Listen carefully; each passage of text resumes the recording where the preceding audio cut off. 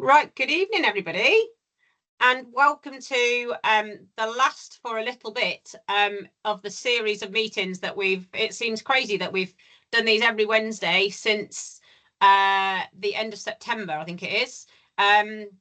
So we've come a long way in 5 months and covered a lot of topics. And tonight's no different. We've got another different topic, which was another topic that you guys said you wanted to hear about.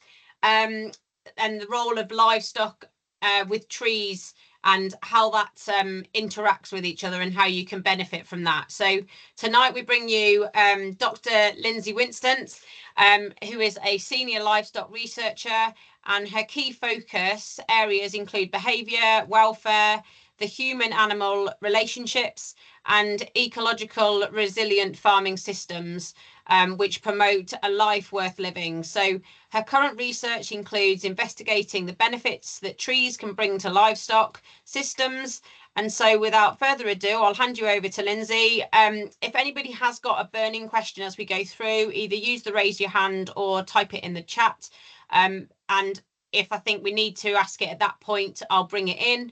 But if not, we'll take all the questions at the end because it might be something that Lindsay's going to come on to anyway. So, but do think or write down those questions if you get any at the time, so you don't forget it when we get to the end.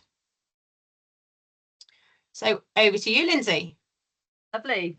Thanks, Katie, and hello all. It's a pleasure for me to spend my evening talking about livestock in silvopastoral systems. So we're really going to talk about how the trees benefit the animals, and these benefits can be both direct and indirect. Maybe I shouldn't have stopped sharing my screen, Katie. It will move in a minute. Here we go. So yeah, that's moved on now. It's fine. Yeah, thanks.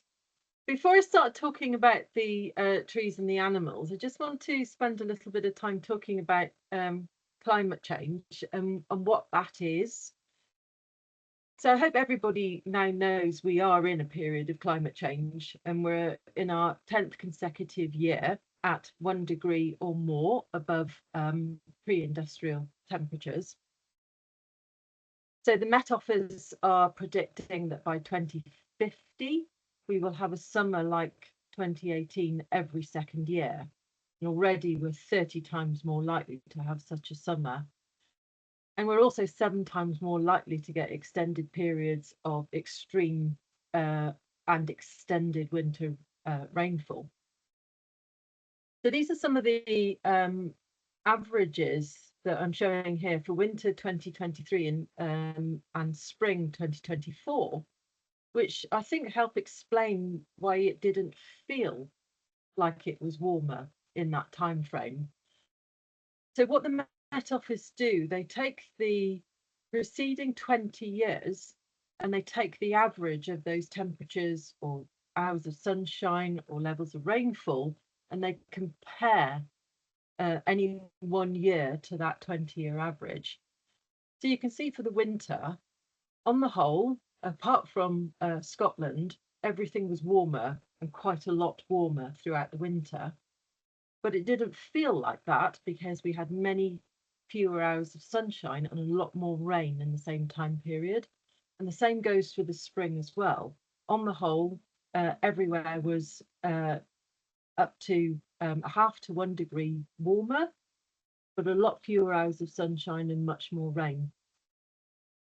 And so this is the difference between climate and weather, but it's also the difference between ambient temperature and effective temperature. So the ambient temperature is the pink colour, and the effective temperature is the effect of those fewer hours of sunshine, the more rain, and of course the wind in that scenario. So I talked about the benefits of trees to livestock, and those benefits can be both direct and indirect. So the indirect benefits can be shade for grasses in the summer. So again, we go back to the summer of 2018. This is the landscape in July in Wiltshire. The farm behind has just sold all its cattle off the farm because it can't grow any more grass and it's already gone through its winter stocks.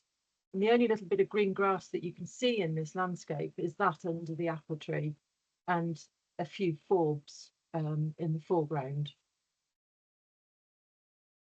The cooling effect can be from direct breaking of solar radiation, and this can be reduced by around 58% in this landscape. But the cooling can also come from the evapotranspiration processes.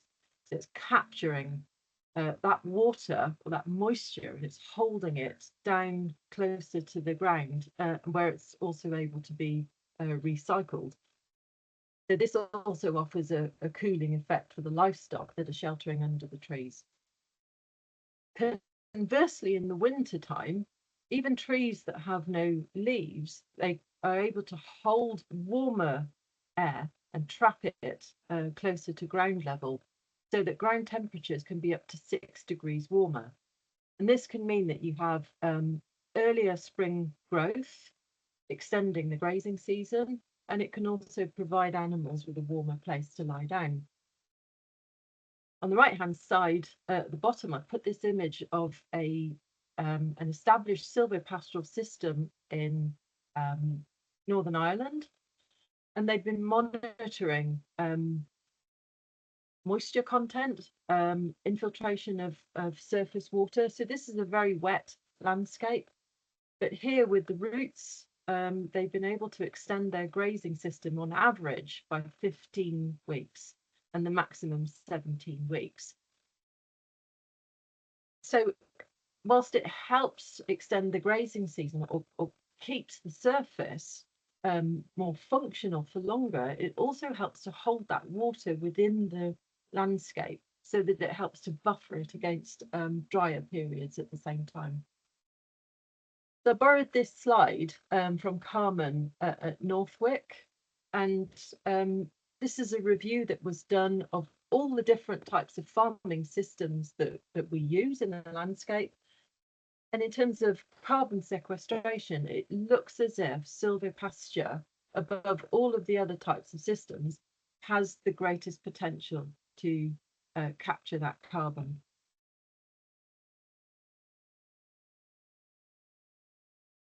So when I talk about animal welfare, or when we talk about animal welfare, we really should be considering 3 elements. So physiological health, of course, that's important. We're talking about animals functioning. But we also consider emotional health and the ability to show natural behaviour patterns. We're becoming more comfortable with the relationship between emotional health and physiological health, that in humans as well as all of our animals. And the animals have innate behavioural responses to different events, and them being able to show their natural behaviour really enables them to respond to any event at any given time and know what to do and how to do it for their own benefits.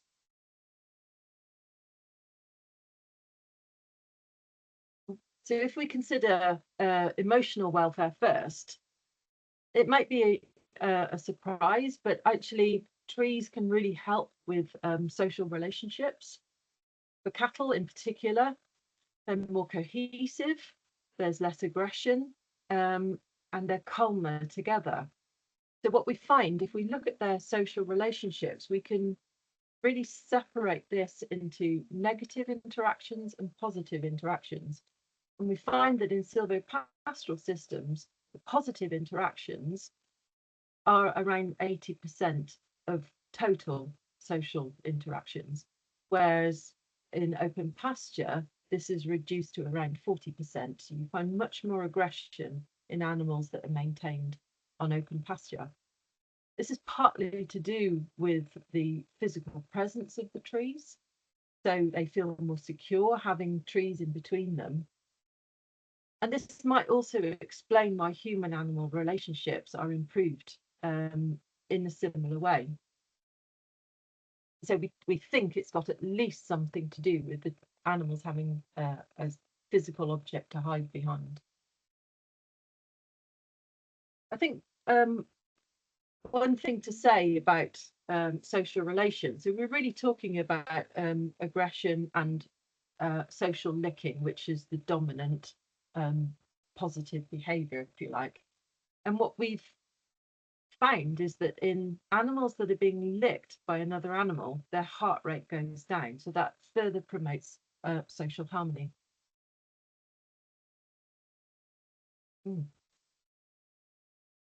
Another thing that trees can help our livestock with is body care. If we think of skin as a frontline defense against disease, it's the biggest organ in the body. And it's perhaps therefore no surprise that animals are spending some time every single day looking after the skin and making sure that that functions as a barrier. When they spend their time scratching and rubbing, they are removing external parasites, and there's now some evidence that animals in silvopastoral systems have lower tick infestations than animals on open pasture, where they've got something to rub against. They're removing seeds that can penetrate the skin, and critically, they're removing dust, dirt, dead hair, fleece, molting fleece, all these kinds of things away from the skin, keeping it clean and helping optimize their thermal comfort. We know that cattle of the Bos taurus kind have thicker skin than the Bos indicus animals, and their sweat glands are less effective. So keeping that body clean becomes increasingly important in hot weather when we want our animals to be able to better regulate their own temperatures. And it's worth noting here that the animals, when they're rubbing, their heart rate goes down in a similar way to when they're being licked by a herd member. So with this slide, I wanted to take a step back really and to talk about the energy use and why animals may behave in the way that they do. So when we talk about core temperatures in livestock or any mammal, including ourselves, the core temperature is managed really by waste energy. So we're talking about metabolic processes which produce heat, and our core temperature is maintained by this waste energy. Now, the animals are in a thermoneutral zone when their metabolic rates are low or minimal. So this is a very energy efficient system. Within this thermoneutral zone, you have a slightly narrower thermal comfort zone. So the animals are kind of beginning to be triggered when the environment is starting to place pressure on them. And this is where you see them changing their behavior. So the kinds of behaviors that you would typically find here are seeking shade and shelter, because this is the most energy efficient way to come back to their thermal comfort zone. When the environment is either too harsh or that shade or shelter is not available, you start to see metabolic changes. So the animals are now having to, if you like, waste energy on maintaining thermal comfort. So in terms of cold weather, you'll start to see them employing mechanisms like shivering, the coat standing on end, pilo erection, and then starting to eat more. And this is an adaptive process anyway in the winter time. So you will see them eating more for that purpose. But when they're in a very cold position, eating more will create more metabolic heat, and they're therefore able to better maintain their core temperature. The opposite is happening when they are suffering from heat stress. So when they reach that upper critical temperature and having to employ other strategies, then things are really already starting to fall apart from this point. One of the things that they're doing is stopping eating to prevent adding to that increasing heat load. So natural behaviour becomes an important part of this process when we're trying to make sure that those animals are staying within a comfortable and good welfare state.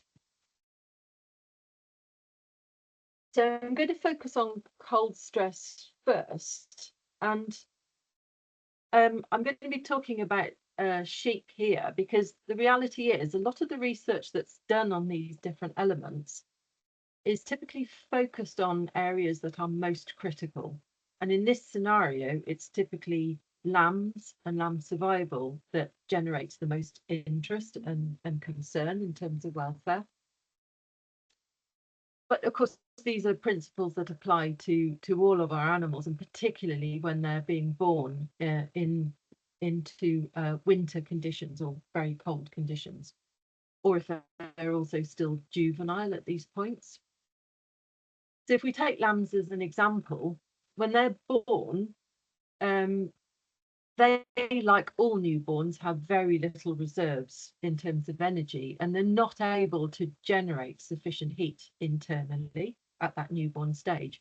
They're also born wet, which means that they can be losing heat very, very quickly. And a lamb can lose around 10 degrees of its body heat within the first half hour of its life. So not only is mothering a critical thing, we have to think about the numbers of lambs born to each ewe and her ability to get them dry within a very short time frame. And this is really where the landscape and shelter within that landscape becomes a critical element. It's also worth noting that because we term sheep a follower species, the shelter has to function for the ewe herself, because if it's too far to go for water or for food, she will leave the shelter and she'll take the lambs with her, so they don't benefit from that shelter. It's a little bit easier with cattle, of course, because they are a hider species. So if the cow moves away from the calf when it's very, very young, then the calves are still likely to remain in that sheltered area. So for all animals, we've got this rule of thumb, at least for adult beef cattle. We've got this rule of thumb that for every 1 degree they go below their lower critical temperature, they'll be needing 2% more food to break even. And if we put in a scenario of a healthy beef animal in winter with a healthy winter coat, and a dry winter coat, their lower critical temperature is going to be around 0 degrees centigrade. If we put rain into that scenario, then that rain is going to be wicking heat away from the animal, and the lower critical temperature can rise to 15.5 degrees. So we're already talking about 30% extra food. If we add winds into this, you can see that we can quite easily come up to around 50% extra food. And this is just to break even. Now, the animal would naturally choose to go to seek shelter. There may be trade-offs. They may have elements where they're having to go out and graze, but then they will go and return to the shelter again and try to reduce the energy that they are expending on just keeping warm. And I put this slide in. This doesn't come from the UK. This is a cow in Nebraska. We may not see animals in this, let's face it, really, really poor welfare condition. But it's still worth noting that we can have storms come through just like we did in 2017, 2018, where upwards of 500,000 animals died in the UK. Most of those were sheep, but it did include cattle as well. So we're not totally free of these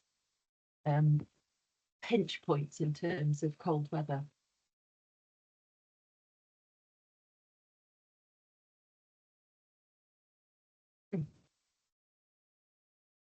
So here's an example of a couple of systems where trees are already functioning as critical management tools, I would actually say.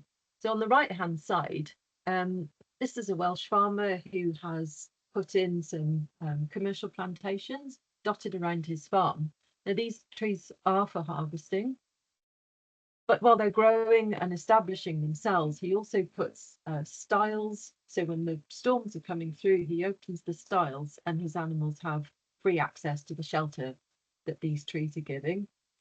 And there are lots of different designs, and you may have heard people talk about living barns or green barns. This is probably the type of tree that, or type of planting system that would come closest to that description. On the left-hand side, again, we've got a commercial belt.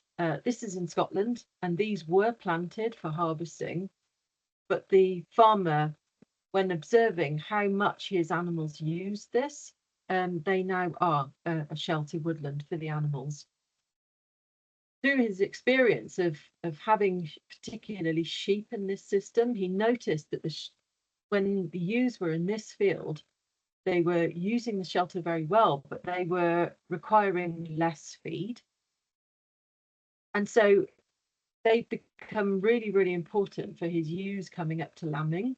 So they use the shelter for the ewes and the lambs. And then he deliberately planted the lower field, both for shelter for the lambs when they came lower down, but also to encourage that early spring grass. And this system works so well for this particular farmer that he's been able to move away from the local black-faced sheep and move towards a commercial breed without any extra expenditure. And he's also really thought about his tree system and included some trees that are of interest to the local craft market. So when he does thin out the trees, he also has a market for those. If we move on to the opposite end of the spectrum and talk about heat stress, shade from solar radiation is probably the single most important thing that trees can offer our livestock, certainly on a global scale. We have a spectrum of heat stress from mild to severe, and typically all animals, including us, recover from mild heat stress. Currently, this typically happens at night time, but we have to be aware that the climate scientists are predicting that we will lose that nighttime cooling as the globe warms up. So their ability to recover during those times will be lost to them. As the animals become increasingly heat stressed, then they're starting to employ different metabolic responses. And as I said earlier, one of those is to stop feeding to reduce that metabolic heat production. But it's also, as they become increasingly heat stressed, it's really wasting energy on a system that is no longer critical to life. So when they stop eating, they also redirect some blood that is servicing the gut, and that's moved out to the skin to help the body cool itself down. The downside of this is that while around 50% of blood can be redirected, the blood is critical to keeping the digestive system impermeable. And without that 50%, the tract is now permeable, and the toxins that are found naturally in the digestive system are able to move into the blood stream, and that can trigger an inflammation cascade. So it's no surprise then that you start to see an increase in disease in animals. And that includes mastitis, lameness. Because they're stopping eating, we're also getting disturbed rumen microbe numbers and an elevation of stress hormones. The other system that's being closed down is the reproductive tract. So there's no point investing in future generations if the current generation is under threat. So this is being closed down as well. Particularly cattle, but also sheep, if they're not in lamb or in calf, then estrus expression is disturbed.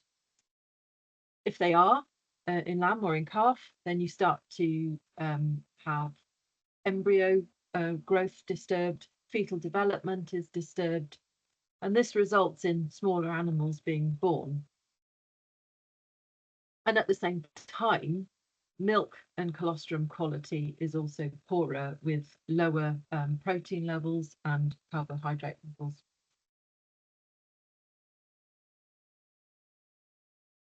So it's almost as bad, if not worse, for the calves that are being born in these systems.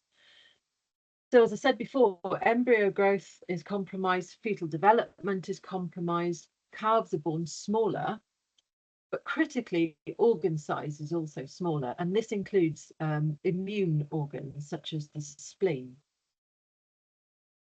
And almost as a double whammy, if you like, we all understand that there is passive immunity happening in around the first 24 hours of an animal's life. So the gut is developed so that it's more porous. So you have these big immunoglobulins passing directly into the gut to help with this passive immunity. And the closing down of this is related to the natural death of cells within the system.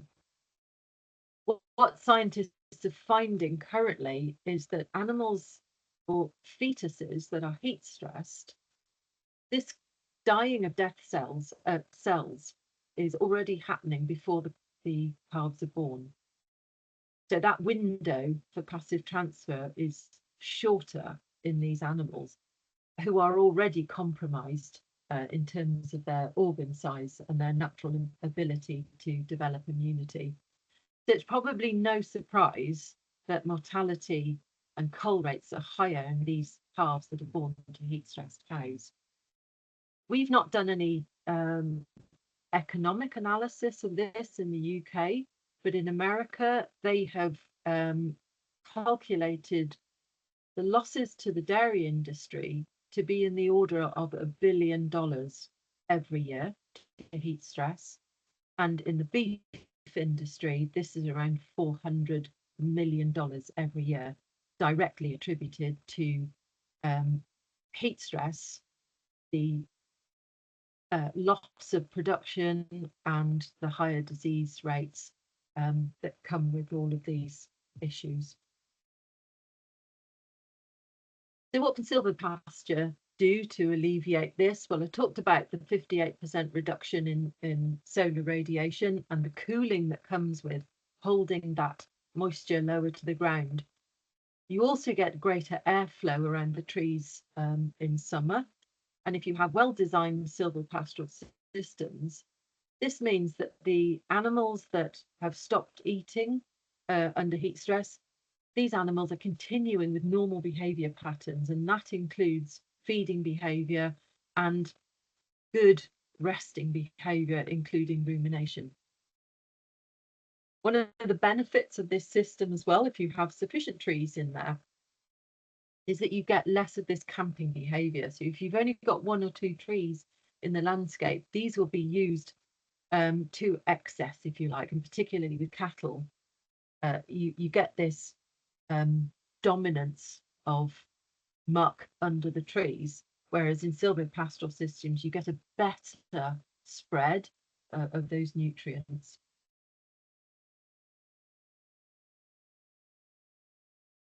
If we move on to trees as fodder, well, historically, tree fodder has been an important component of feeding livestock, certainly in the UK. When we started to learn how to grow root crops, then the focus on tree fodder pretty much fell away overnight. But back in the day, tree fodder, perhaps our most important trees would have been ash, elm and holly in the wintertime. So all of our livestock are browsers, right from chickens to horses. Every one of them will browse on trees. And in the a toolbox that was created by the Forestry Commission in Scotland. They developed this compositional diet for the animals, and you can see on average cattle are taking on around 12% of their total diet for the year as browse. The sheep, that's around 20%, and for goats it's around 60%. But there's also real variation within a year. So for cattle this can increase to up to 55%, and this might be at times when you've got early spring growth that's very attractive, or it might be times of arid, dry summers when really the browse is the only greenery available. And this is being used to good effect in places like New Zealand, where they planted a lot of poplars and willows, primarily for landscape management to help prevent soil erosion, but they are now utilising these trees as a very good summer supplement for their livestock.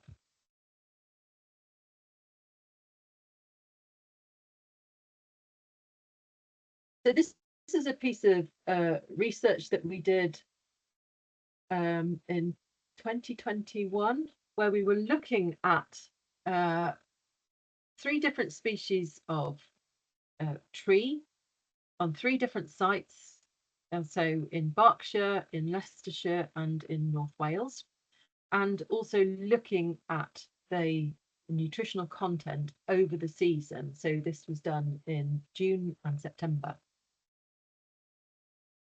So the lines you can see here are growing lamb requirements, because this was the focus of this particular paper. And you can see both for crude protein and for metabolizable energy, actually you can get some really good nutritional supplement here. We're really not talking about trees replacing grass. That would make no sense. We have a grass dominant landscape. Grass recovers very well. This is one of the downsides perhaps of tree fodder, is that the recovery time for trees is much longer. So it could only ever realistically be a component of animal diets, but it is a natural component, and there are very good reasons why to include it. And one thing that that trees do have in their favour is the content of plant secondary metabolites, and that includes tannins, and particularly condensed tannins. So we used to understand that tannins as an anti-nutritional factor were wholly bad in the diet, but we've more recently understood that a percentage, so less than 5%, between 1 and 4% of dry matter in the diet can actually have a positive quality or a positive effect, and in several ways. One of those being protein quality.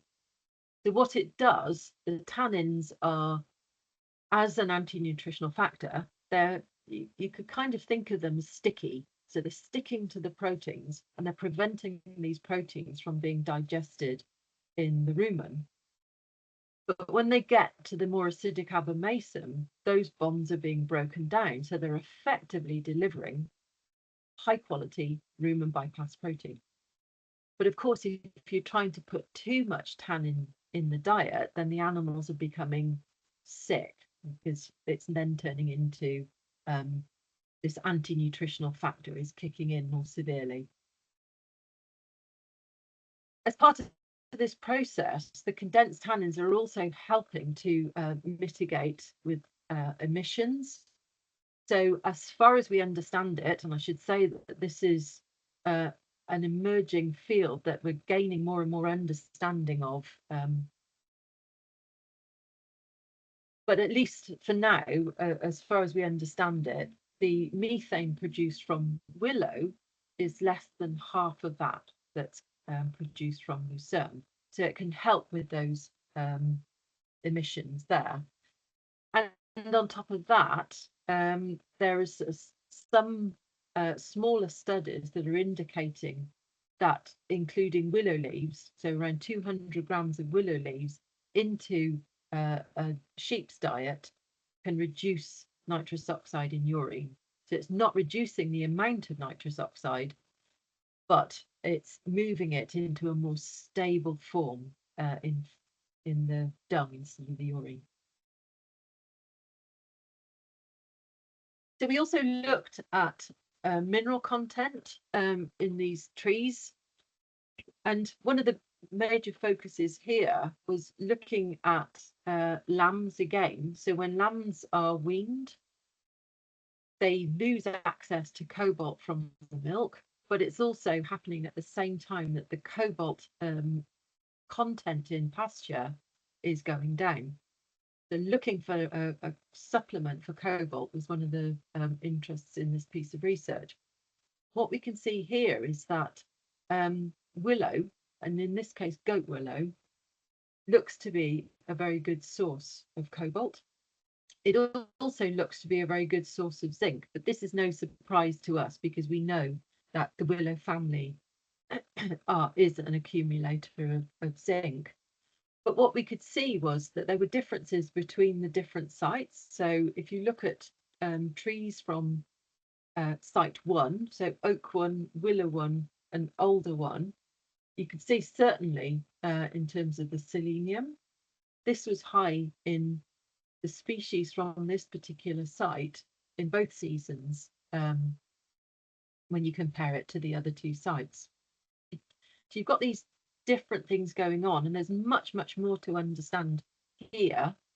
Another interesting thing was if you look at the iodine, it looks as if the iodine is significantly higher later in the summer as opposed to earlier in the summer, and that's regardless of site and species of tree. So we looked at all of these minerals in these 3 different tree species, and we had a look to see what was the most significant element of this, whether it was tree or site or season. And here, species is the single strongest influence, then followed by location. And at least from this research, it looks as if that the time of harvest is less important overall compared to protein, which is higher earlier in the year. So this is a piece of research that we did at Elm Farm. Well, now getting on for 10 years ago.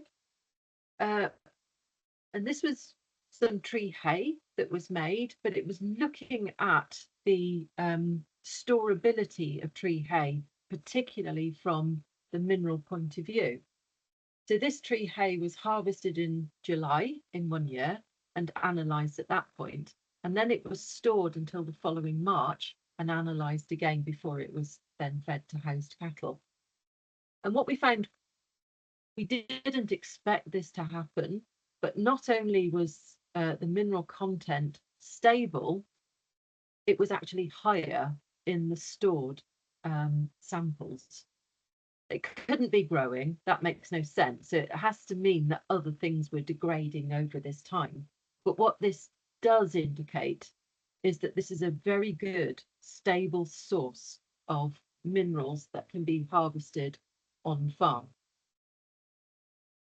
I've highlighted the phosphorus and the calcium in the fresh goat willow for a reason. So you can see here that it's nearly a 2-to-1 relationship, which is what we're looking for with these 2 particular minerals. And so this is related to the picture here on the top left-hand side, where you've got a steer with a dead rabbit in its mouth. This animal is being managed on moorland with no supplements, and moorland is poor in these 2 different minerals.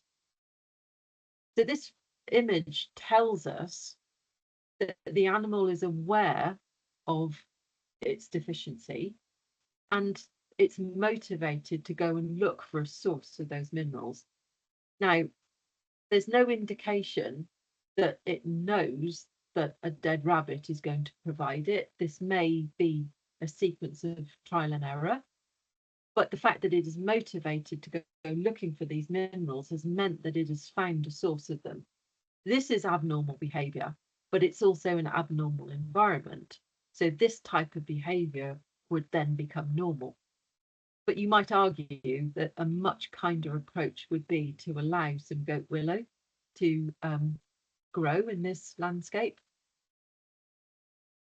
So this slide really represents the other things that trees can bring to the landscape. So the importance of the minerals that it brings, but also its medicinal properties. So the cow in the middle represents the tannins again, but the condensed tannins in this scenario is looking at parasite control. So as I mentioned, the tannins being sticky, and they kind of have a similar effect on parasites. So the third instar, the infective instar, when the animals are eating these, the tannins attach themselves to these instars, and it prevents a lot of these L3s from becoming mature worms. So it's reducing the population. At the same time, those worms that do become mature, they are smaller in size. And the size matters when it comes to numbers of eggs laid for the next generation. So not only is it helping to manage this generation, it's also reducing the numbers for the next generation. If we compare condensed tannins effectiveness to chemicals, well, chemicals are around 90% effective and tannins are around 50% effective. But then if we consider both that throughout history, through the evolutionary arms race between parasites and animals, there is no indication that there is any resistance to condensed tannins in this scenario. So that 50% remains effective. And we might also consider that when we treat animals for a worm burden, we typically practice treating after the worm burden has become a problem. Whereas if these tannins are in the landscape, then the animals can maintain or better maintain a lower worm burden throughout. The other thing that I'm going to touch upon here is salicin. So whilst there are lots and lots of different plant secondary metabolites that have benefits, perhaps salicin is the most well known. We know this as aspirin. So the salicylic acid that is used as a painkiller in human medicine. It's also effective for animals. It has many other benefits as well. So it's antifungal, it's anti-inflammatory, lots of other extra benefits going on here. And one piece of research that was done with sheep was looking at whether they could tell the difference between high salicin and low salicin plants. Here we're talking about willow because it has a good reputation for having high levels of salicin. In fact, most plants, if not all plants, have some salicin in them. And meadowsweet is another very good source of this. But in this particular example, lots of different willows with different levels of salicin were given to sheep to see which ones they ate. And all of the sheep chose to eat the high salicin willow first. Now, it's not clear why they chose to do that because the health status of the animals was not reported in this particular experiment. But what is clear was that they could tell the difference. And there must have been a motivation to eat it because salicin is really quite a bitter taste.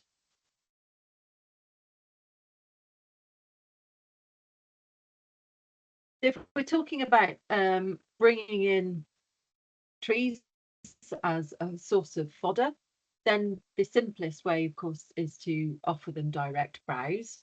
And if we're going to do that, then we'll need to know browse heights. For cattle, this is 2 meters, sheep 1.2 meters, and for goats, it's non-existent. These are termed vertical browsers. If they can climb it, they'll eat it effectively.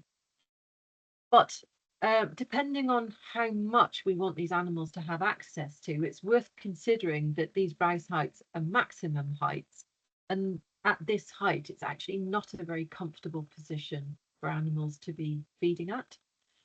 On Elm Farm, we had some biofuel short rotation coppices, and you can see in the bottom right hand corner. So this is 1 year's growth recovery, and lambs, weaned lambs, were given access to this short rotation coppice. And after they'd been removed, I went out and measured the height at which they were browsing, and you can see that they pretty much stripped all of the leaves from ground level upwards, but to a maximum of 60 centimetres. And this sort of makes sense because the body is relaxed at this height, no tension. Oh, other ways of feeding, of course, include cut and drop fresh. And I mentioned in New Zealand that they're doing this with willow and poplar. This is an example from Berkshire, where a well-established silvopastoral system is being used to produce firewood for the farm. And the farmer goes along and harvests the branches and just drops them on the ground and allows his stock to clean them of leaves, and then he can harvest the cleaned wood after that. You can have cut and carry fresh, but this is typically for smaller numbers of animals that are kept closer to the farm. And then you can have preserved fodder, and this scenario here is tree hay for dairy goats in Belgium, and the farmer does this every year. On top of this, you can ensile it, so there are more and more people interested in making silage out of tree fodder. And we're also talking about trialing pellets, so turning tree fodder into a pelleted feed. This typically means that you have to manage trees, and pollarding would have been the traditional way of managing this. Silaging may be that you go to coppicing and short rotation coppices, and plantations that were originally intended to be turned into biofuel may reasonably be turned into silage for livestock. That's a whirlwind tour, and I realise, oh, maybe I'm not too bad time-wise. But yeah. Questions? Thank you very much, Lindsay. I thought I was going to disappear then at one moment. Although I don't look like I'm in the dark, I'm actually sat here in the dark because my lights all went dull and it flickered, and I thought, please don't say we're about to have a power cut, but it was just the bulb that's obviously blown. So I'm just sat here in the dark. We had a question from Thomas, and it was when you had one of the very early slides on and you're talking about Wiltshire, saying, is the tree type not key for the Wiltshire example? For example, the ash trees on my farm dry out the 10 metres around the hedge every year without fail. Yes, yes, that's part of it. It might also be whether the ash trees are in a healthy state, whether they're drying out earlier. But yes, absolutely, it won't be equal between tree species, but ash would have been a key fodder tree in earlier times. Actually, that brings me on to something about tree fodder as well, because I've been reading up about tree fodder, and ash was a highly palatable fodder, but it was also a very brittle leaf. So if you were harvesting this, intending it for tree hay, at least back in the day, they would carry it fresh and dry it and store it as close to the animals as they possibly could. So they were minimizing the loss of leaf. Okay, yes is a short answer. Has anybody else got any other questions? You can either use the raise the hand function or pop it in the chat. Do you want to just unshare your screen as well, Lindsay, just in case I... Oh, yes. There's a...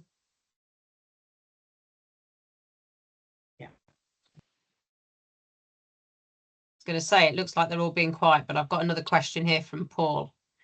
I don't know, did you want to unmute yourself, Paul, and say your question, or do you want me to read it out? I'll give him a second, see if he wants to unmute. Yeah, it would be nice to hear some voices. I'll bring Carl in for it. Oh, Paul's on there. Carry on then, Paul. Sorry, go ahead. Sorry, thanks for. Okay, Paul, carry on.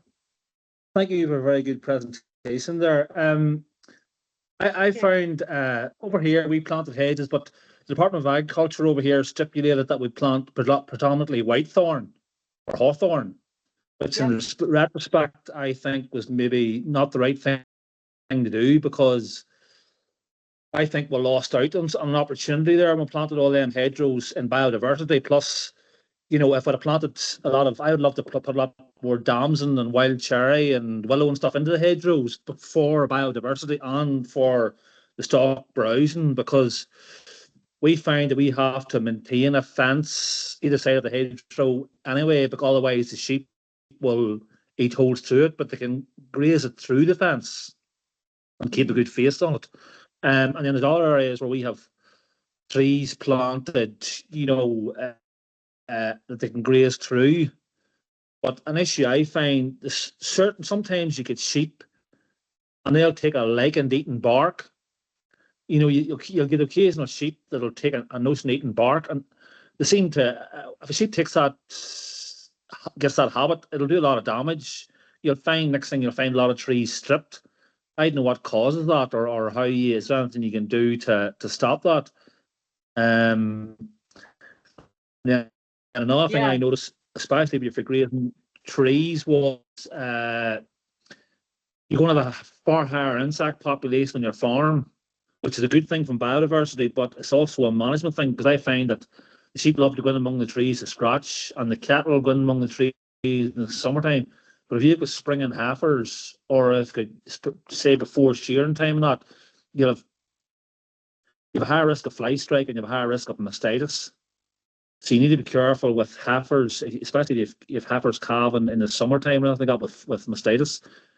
And then there was something else there that I was thinking about with the trees. I was always nervous, but you're saying, you know, maybe I was unnecessarily nervous about certain species of tannins. You know, species like oak, I was always afraid of them because of people were saying, you need to watch the tannins, but you're saying, you know, and probably unduly, you know, unless they're grazing very heavily on them, they're not an issue.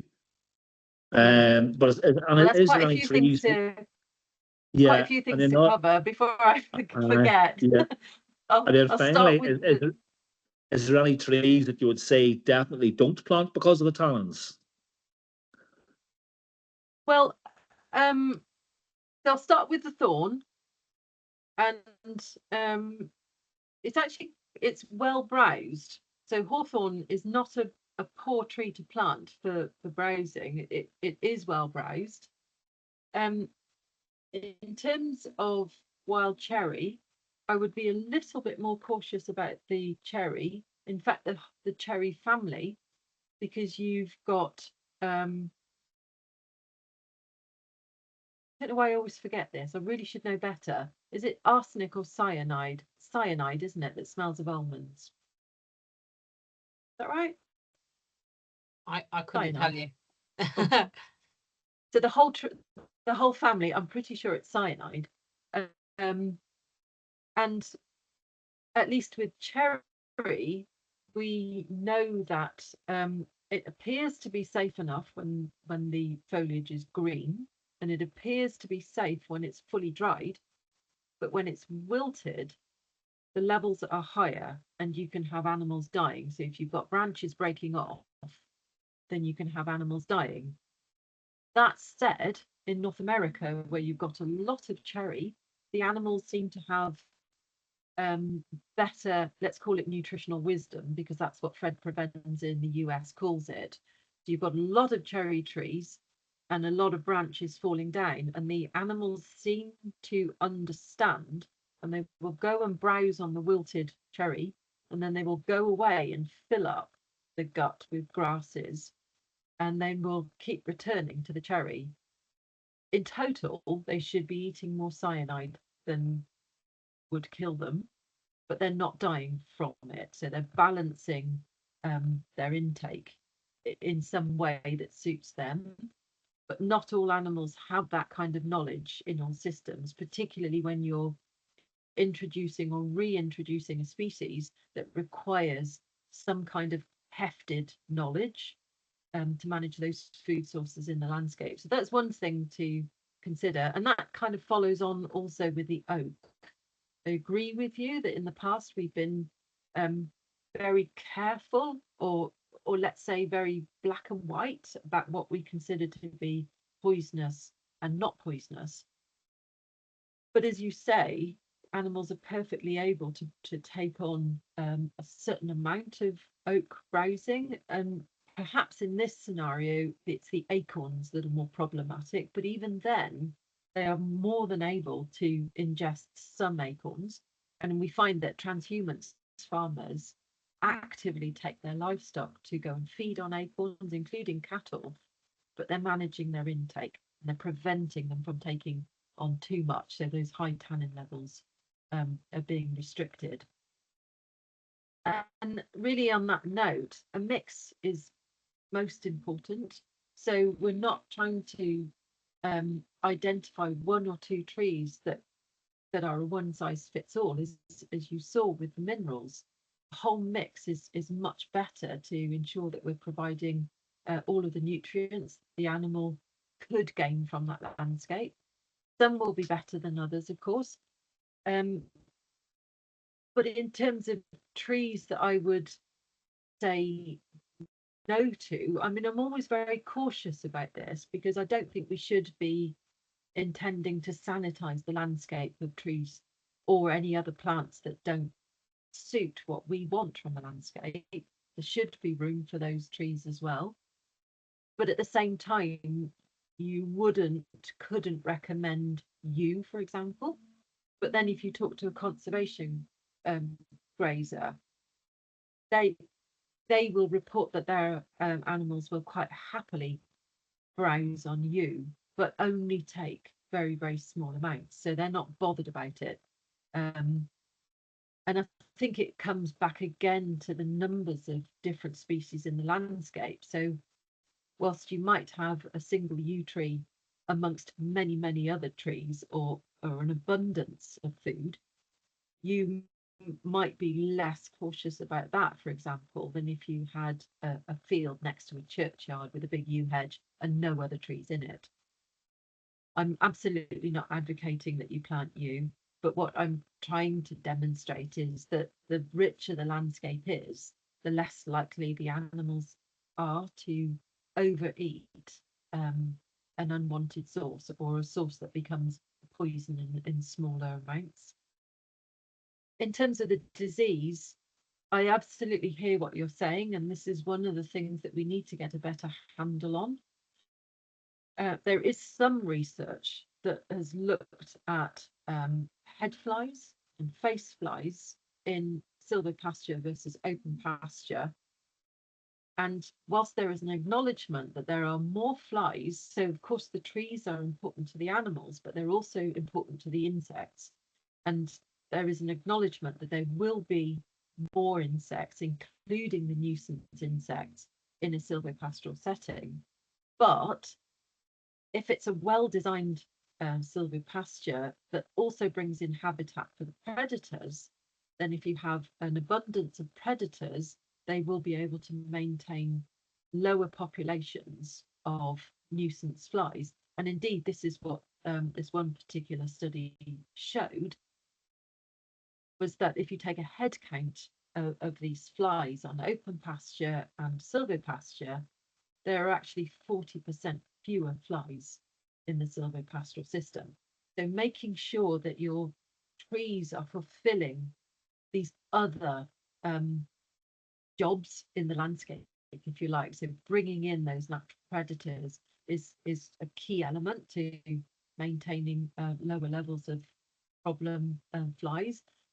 And the other thing is that many of these insects are peripheral woodland insects. So allowing your animals to penetrate into woodlands or groves of trees will also help remove them away from those problems.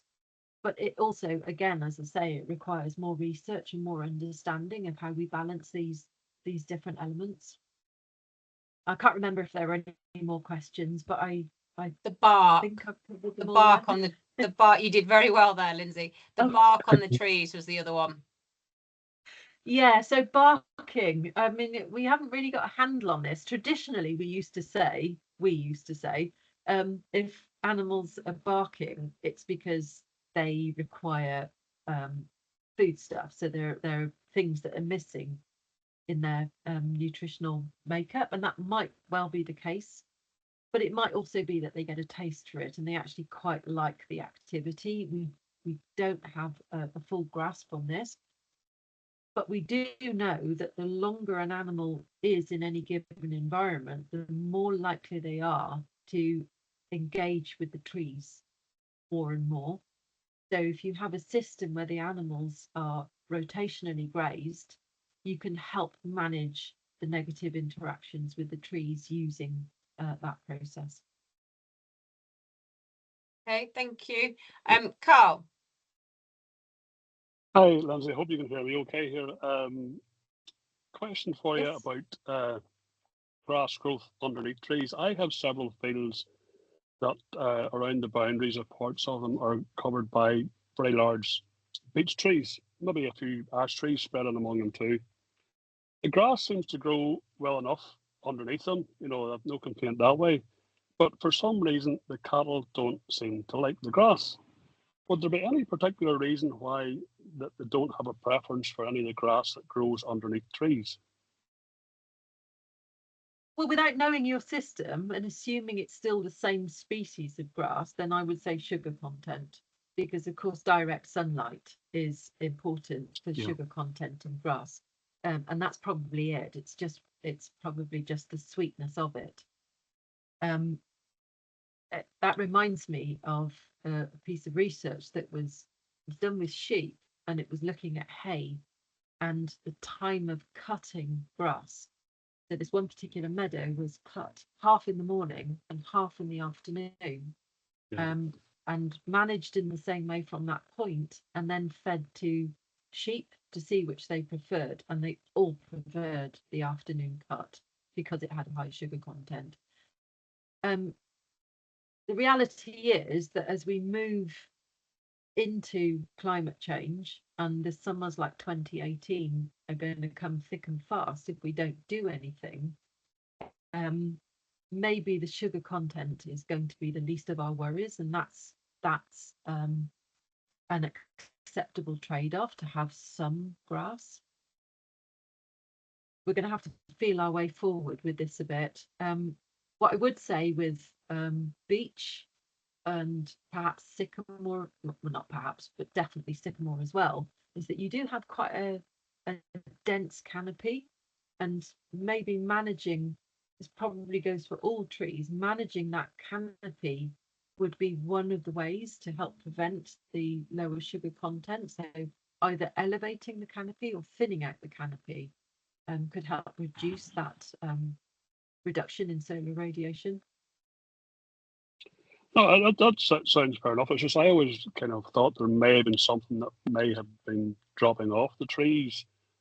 You know, if it rains and there's something being washed off the leaves or whatever, it may have been making the grass less favourable, so it would be. But the grass seems to grow well enough, so it does underneath the trees in these particular areas. But it's just for some reason the cattle just don't seem to prefer it. And as you said, it could be down to sugar levels. So it could be something. I think it might just be as simple as that. But you know, there are some trees. If the grass is growing well enough, it might not be something else that's going on. But both beech and walnut, they are a bit thuggish, and they both employ chemical warfare. So certainly against other trees. So if you look at if you've got beech in a woodland, for example, over time, the beech becomes dominant because, as I say, they use this chemical warfare. And but if the grass is growing well enough, I doubt that is one of the effects here. I'd always anticipated possibly getting, like a test done on some of the grass, but then again, as you say, there's so many variables there that could come into it. The time of day, time of year, as to what the grass quality actually is. But I'd be interested to maybe have a look at that to see at some point, maybe throughout the year, to test the grass for sugar content somewhere along the line to see if that does give me an indication that may be a reason for it. Yeah. Okay. Yeah. That's great. Thanks, Lindsay. Yeah. Thanks. Thanks, Carl. Thanks for your question. There's another question in the chat. What is the good density of trees in silver pasture systems? Whoa. How long is a piece of string? It depends what you want from them. It depends what your landscape is, what you're starting with. Do you have wet soils, dry soils? Are you on hills, or so those kinds of things will play a part. It depends what you want the tree to do in terms of shade, shelter, what you want from that landscape alongside. So if you're looking to harvest, graze or harvest from that landscape. So you can have different designs. So you might go traditionally back to like a wood pasture design where it's much more, let's say, it promotes biodiversity much more than other system types, but then it's also harder to manage, and you get denser areas where you may lose more pasture, but then you would also have more open areas amongst that. But we're not talking straight lines in these systems. Some people prefer this. Others might prefer a more regimented design, maybe alleyways or grid patterns. And in this scenario, I've seen quite different approaches where if you go on a grid pattern, for example, perhaps more upright trees might be a solution here. So talking about poplars, where you've got quite a lot of light falling, but the overall shade is relatively stable across the whole field. But the levels of light are still higher than if you have denser, lower canopy trees. I'm not sure that entirely asks your question, but there are so many variables to consider about where you are and what you want from these trees, which will help determine the right number of trees. But if we're talking about insects, then really thinking about biodiversity and getting that landscape in that helps the predators not just feed but have habitat, most importantly to live in that landscape. That's where you get the real benefits in terms of system cycling. Okay, thank you very much, Lindsay, and thank you very much for an excellent and thought-provoking presentation. It's definitely made me think about different things, and also the emphasis on actually they could be wasting the food to actually either cool down or keep warm, rather than actually putting that utilizing that feed that they're actually obviously wanting them to grow. Is really, really interesting. So hopefully it's given everybody some food for thought to take back to your own systems. Just a reminder, I did mention this on last week. On the 9th, we've now got a break on webinars until the 9th of April, when we've got one on forage technology advances with Germinal on their smart climate smart solutions with the grass seeds. So if you would like me to sign you up to that, obviously just ping me an email or pop in the chat that you want me to put you in for that one. That's fine. And thanks again, Lindsay, for your time this evening, and thanks everybody else for your time, and hope you have a good rest of your evening. Thank you very much. Thanks very much. Good night all. Thanks, guys. Bye. Thank you. Very interesting.